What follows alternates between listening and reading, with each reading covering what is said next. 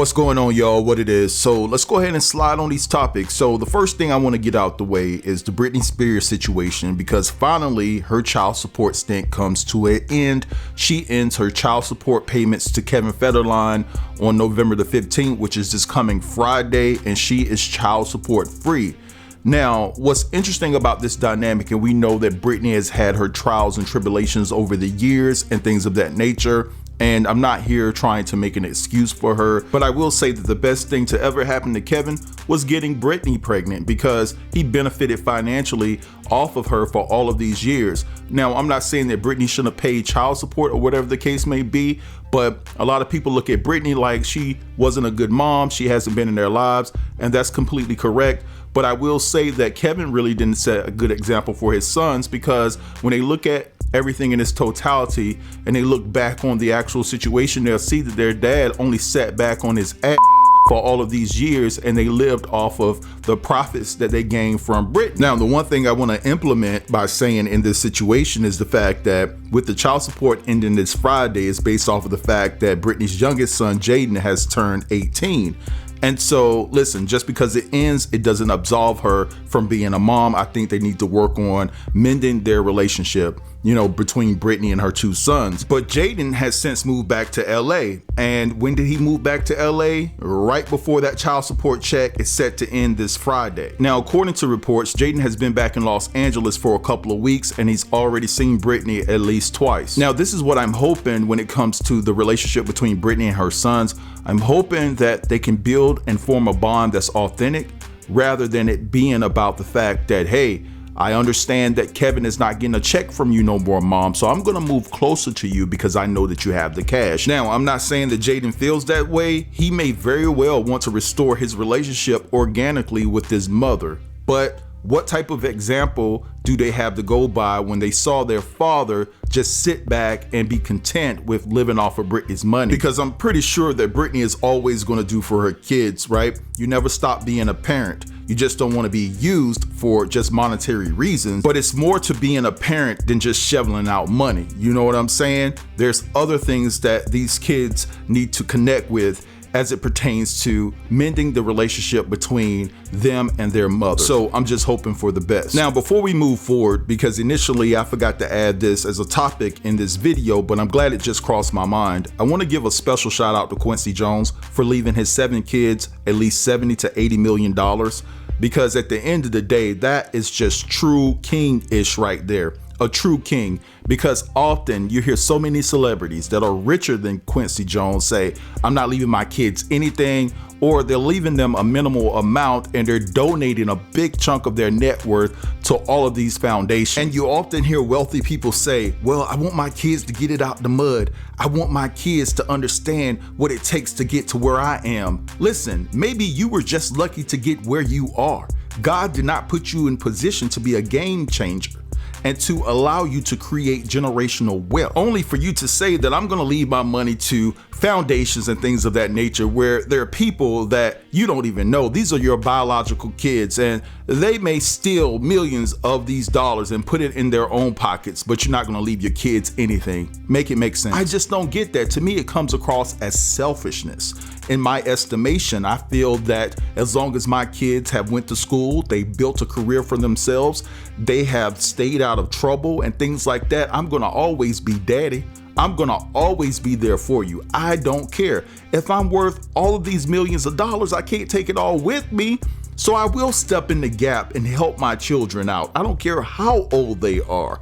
I just don't understand that logic. But shout out to Quincy Jones for standing on business and taking care of his family. Now let's move on to Ray J, because Ray J has been acting up for years now, but he's really been ramping it up within the last month or two, right? So I'm pretty sure you guys are privy to the video he posted saying somebody was trying to kill him. And the first thing I thought about was the fact that a couple of weeks back, Diddy's sons tried to jump him outside of the club and things of that nature, but he didn't mention who it was that was trying to off him.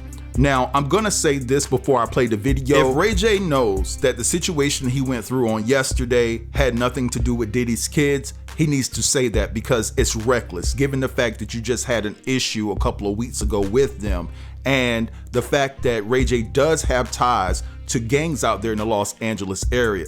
We know that Ray J is a punk himself, but he does have a little bit of firepower behind him. If it has nothing to do with Diddy's sons, or even if you don't know, I understand that if you don't know, but you need to clear the air if you do know, because just putting a statement out there puts a target on Diddy's kids. Now, also Ray J came out and basically called out Jamal Bryant, telling him not to air this video. If he airs the video, I believe it's an interview that they did, if he airs it, he's gonna pull the pastor out of the pulpit and things like that. Y'all check out these 2 clips and I'll be back. And tried to kill me, and you want me to apologize? F you. Got nothing but love for Pastor Bryant. Shout out to Jamal Bryant. Shout out to Von Alvarez. But if y'all play that interview, somebody getting snatched off the pulpit, don't play the interview. It's not clear. It was out of bounds. Me and Pastor Bryant need to talk, because the way I was treated was dirty and illegal. And I don't like it. And I don't want nobody to play that interview. I don't care if you from the church or not. Like, be respectful and do people right. Don't call people out their name and don't make people feel like they're not safe in a place where they thought they were safe. I'm telling you right now.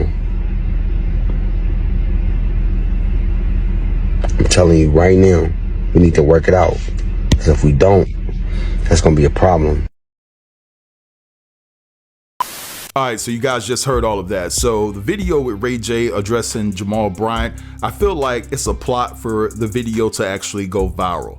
I think that he's trying to let everybody know that he doesn't want this video to be aired because there's some disrespectful things in it and he doesn't feel comfortable with it coming out, only for Jamal Bryant to release the actual interview, and it brings traction to the video to go viral. Now, I could be wrong and there could be an issue between Ray J and Pastor Jamal Bryant, but I'm here to tell Ray J that the things I know about Pastor Bryant, given the fact that I know people from that DC, Baltimore area, I don't think that Pastor Bryant is scared of you, Ray J. All I'm saying is don't run up on Pastor Jamal Bryant and then mess around and get a surprise that you wasn't expecting, because this brother has solid hitters out there in Atlanta as well. He's well protected, right? Now, I want to be clear, I'm not here to defend Jamal because I'm not all into his ministry, because there's some major flaws there, but I'm just telling you what I know. Now, as far as him talking about somebody was trying to off him and things like that, like I said, make it clear. Don't put a target on these kids' back, especially because Diddy has daughters out there in LA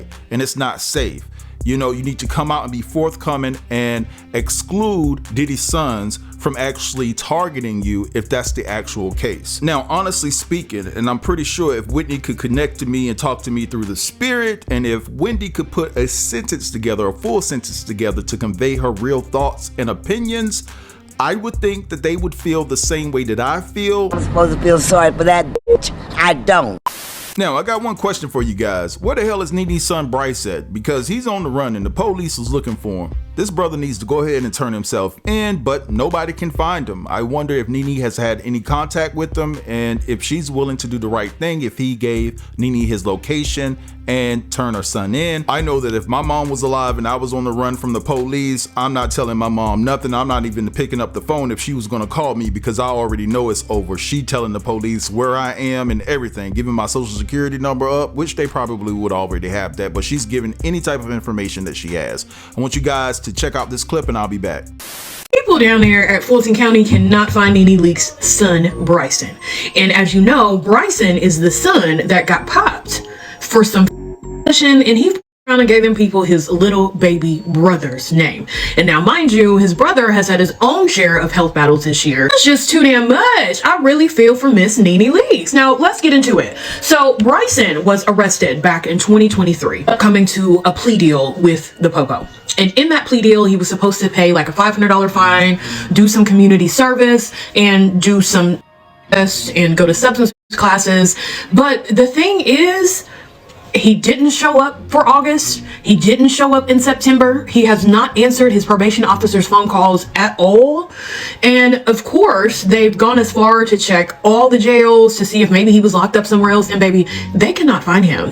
I'm sure Nene Leakes is exhausted and tired at this point. She's spoken before and said that she has spent a lot of money for Bryce to be, you know, where he needs to be. Like, she has done her part to get him where he needs to be. So this is just unfortunate. Bryce, go turn yourself into them people before you be doing life at this point. But anyway, give me a follow for all celebrity and Metro Atlanta breaking news just like this. And until next time, bye-bye. All right, so you guys just heard all of that. Now, I want to play devil's advocate just a bit because I've never brought this up as it pertains to Nene's son, Bryce. I believe that Nene's son Bryce has had a different upbringing than Brent. I think that his upbringing was a little bit rougher given the fact that he's the older child and he's probably seen a lot more than Brent did. I mean, Nene was a bit younger back in those days and she was working the polls and things like that. And maybe she has a disdain for Bryce's father, right? And it just always appeared to me that she always treated Brent different than Bryce.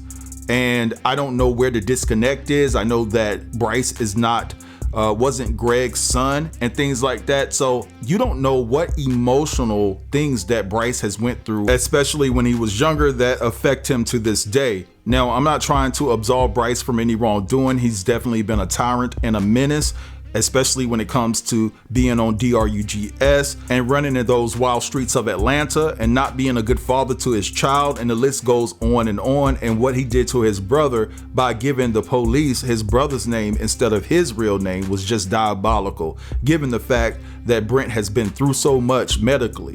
And I just feel like Nene doesn't need this right now because Brent is still in and out of the hospital.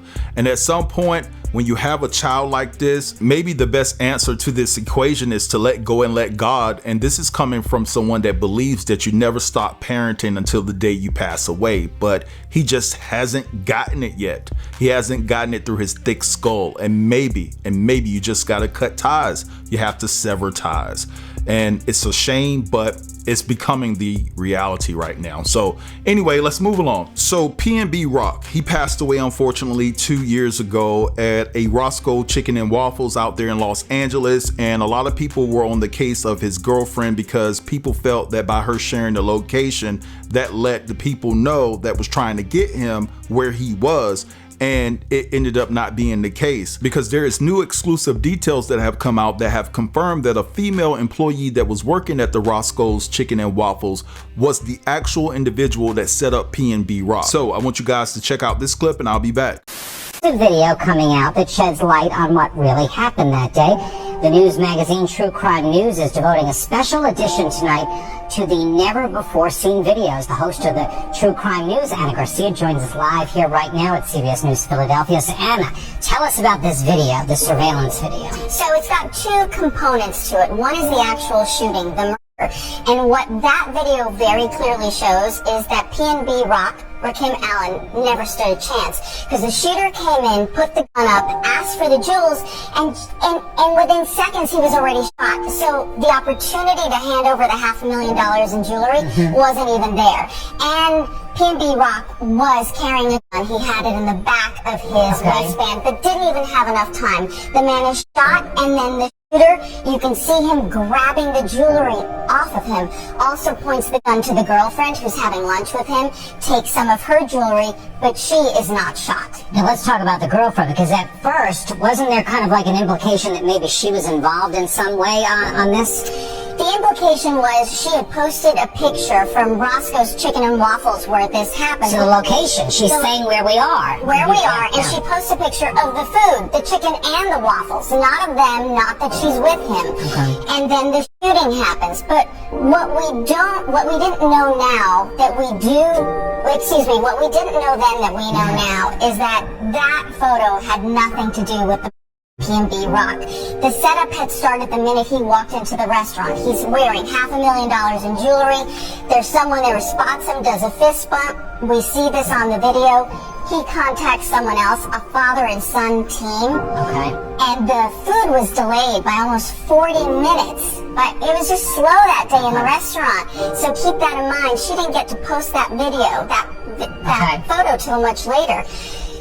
And it was those two that were responsible for the death of PNB. All right, so you guys just heard all of that, and I do want to correct myself. It wasn't a female employee that set up PNB Rock. It was actually a male by the name of Tremont Jones, and he was convicted on 2 counts of robbery and 1 count of conspiracy. Freddie Lee Trone was sentenced to 31 years to life in prison, and his teenage son, who reportedly committed the robbery and the M, and I'm paraphrasing there, was found unfit to stand trial. So a lot of people out there owe Stephanie, which was PNB Rock's girlfriend, a huge apology for accusing her of setting him up.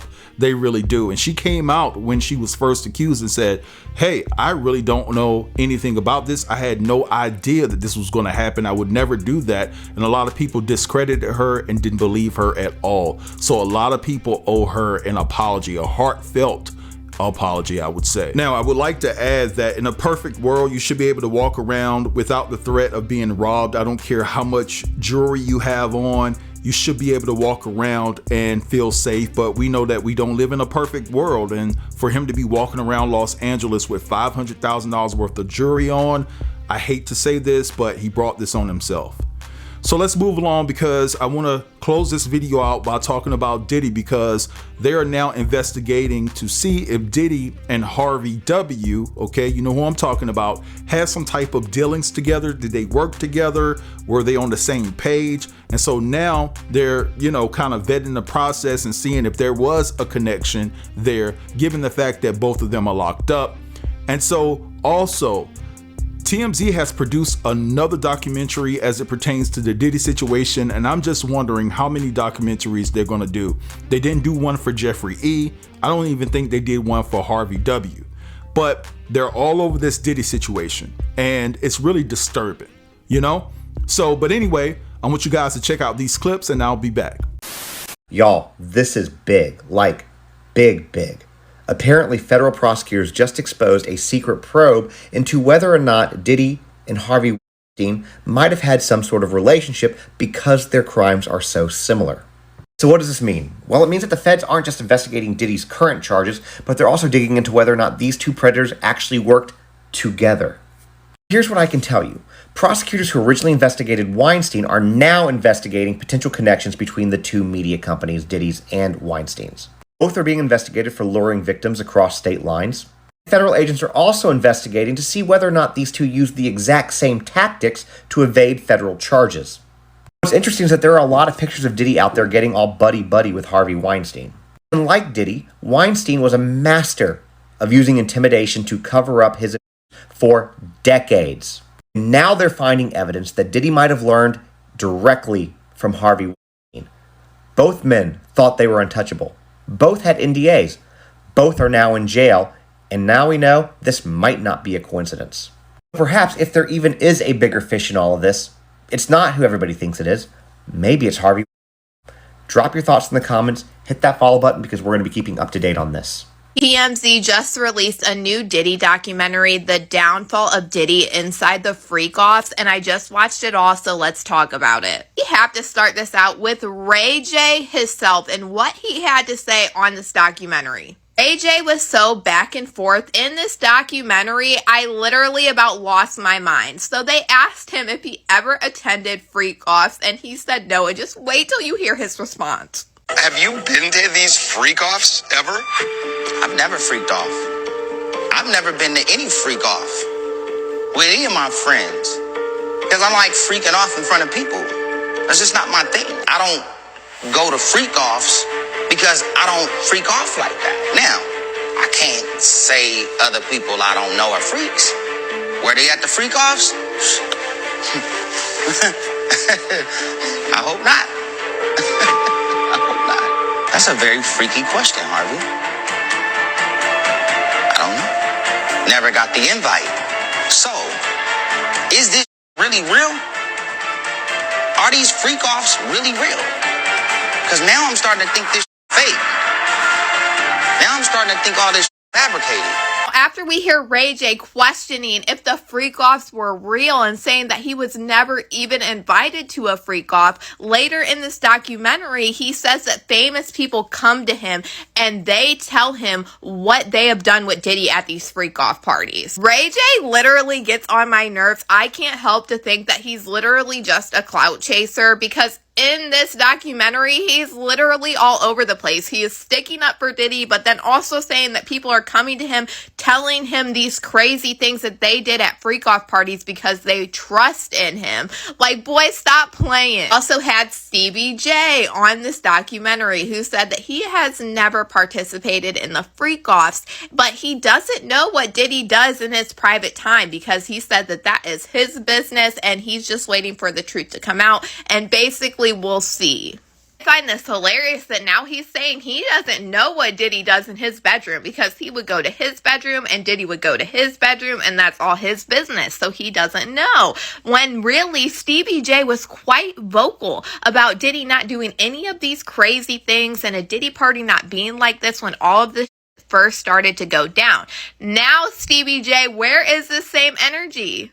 Tania Wallace was also on this documentary talking about her time at a Diddy party and how she saw minors at this party. The TMZ executive producer said that they also talked with a worker that worked for Diddy, who also has already talked to the feds. And this worker showed TMZ a video that was recorded with him, Diddy, and another female. They also talked to Tony Busby, who is a lawyer who represents 120 plus people against Diddy. And he talked about how some of these people were minors when some of this stuff happened, how he vets the information before he takes on his clients, and also talked about how there are celebrities that are going to be named in lawsuits with Diddy, but some of these celebrities have already paid off these victims to keep their silence. They also had Lisa Bloom, the attorney from Dawn Richard of Dirty Money, who filed a lawsuit against Diddy for multiple different things. And she spoke out exactly what this lawsuit was all about and different things that we are seeing happening with Diddy. I enjoyed this documentary a lot, so definitely go check it out today. The Downfall of Diddy Inside the Freak-Offs, that is on Tubi right now. And let me know what you guys think about it in the comments. All right, so you guys just heard all of that. Now, I do want to say this about Ray J. Something is going on with him. I think that he is fearing that he's about to be exposed about something, and this is why he's taking certain positions nowadays, because he's looking to be able to get out of it. That's just my personal opinion. I don't understand why he's jumping on this documentary if he never was invited to a Diddy party. That's what he's saying. He's never been invited to a freak off, but he's up there talking about it. Like, what's going on with him? What is he doing? What is Ray J doing? There is something going on with him, and I'm paying close attention to it, right? Now, listen, like I said, a lot of people don't understand where I'm coming from when I say this. Listen, if you're gonna have that energy for Diddy, keep that same energy for everybody that has been accused for the same things that Diddy has been accused of. And the fact that TMZ has now done 2 documentaries on Diddy, but not one on J.E. or Harvey W. If I'm wrong, I'll stand corrected, but I haven't seen it. It's just atrocious to me, and it's unfair, and it's an uneven playing field when it comes to brothers versus YT people, in my estimation. No shade, just keeping it all the way real. Keep that same energy across the board. What is going on? Because there's more monsters from other different communities other than Diddy, and that's just my personal opinion.